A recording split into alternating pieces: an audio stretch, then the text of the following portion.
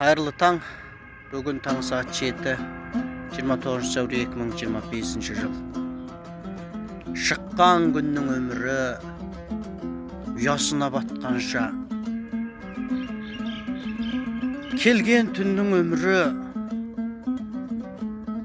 ағарып таң атқанша, жарық жұлдыз өмірі жарқ етіп бір күн аққанша, тақ пен бақтың өмірі жаң есін тапқанша.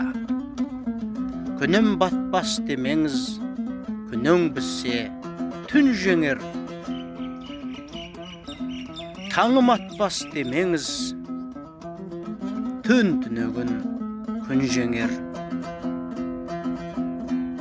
Жұлдызым жанды демеңіз, сөнетін күнде тез келер.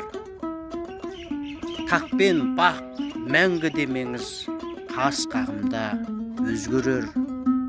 Өткен өтті демеңіз, есеп берер кез келер.